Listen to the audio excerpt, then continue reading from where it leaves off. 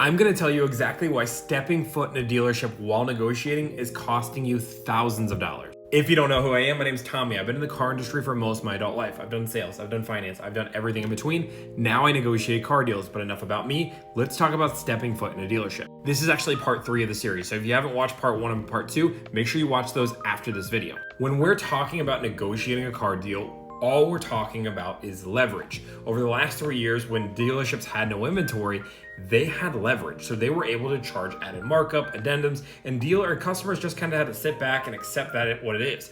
Now, inventories have started to come back up. And as they do, leverage now goes from the dealership back to consumers. So when you're stepping foot in a dealership, you are giving the dealership way more power than they deserve in a negotiation. I'm gonna use statistics to back this up. If you don't know, the average consumer goes to 1.2 dealerships when buying a car. What that means is that if you step foot in a dealership, the majority of people are going to buy from that dealership. And the dealerships know these stats. It's not like they ignore them. They understand that. So they understand if you step in the store, you will have some type of connection with them. They're able to build value in the business that they have and able to get you not so great of a deal. They're going to convince you to take a worse deal. And I promise you, out of the thousands of deals that I've done over the 10 years I've been in the industry, the people who got the best deals were people that didn't step foot in the dealership until they agreed to numbers. So what you're going to do is negotiate over the phone and online. Realistically, we're all human, and when buying a car, we are making one of the biggest buying decisions of our life. So we have to understand that and respect that, because if you're in the dealership,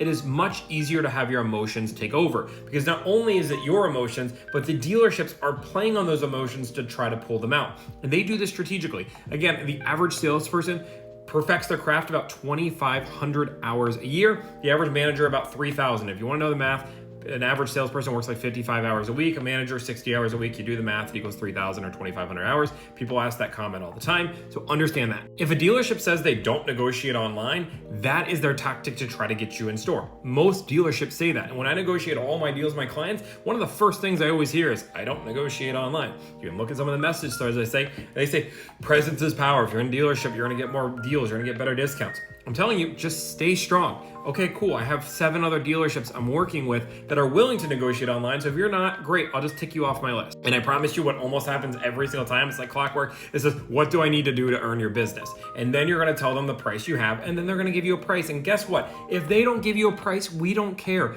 We have options. Just like they have an option to buy you or sell you a car or not sell you a car, we have an option to buy a car or not buy a car. So don't get emotionally invested in a vehicle. This is a business transaction, and it also can be fun if you're doing it this way. It is fun to pin people against each other and learn how to play the negotiation game.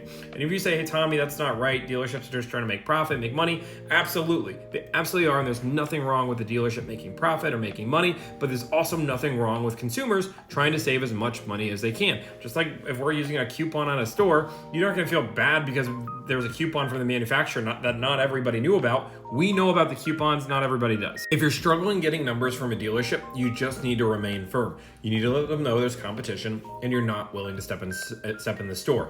If you do this firm enough and you handle it well, they will start negotiating over online. Sometimes dealerships are stubborn. That's okay.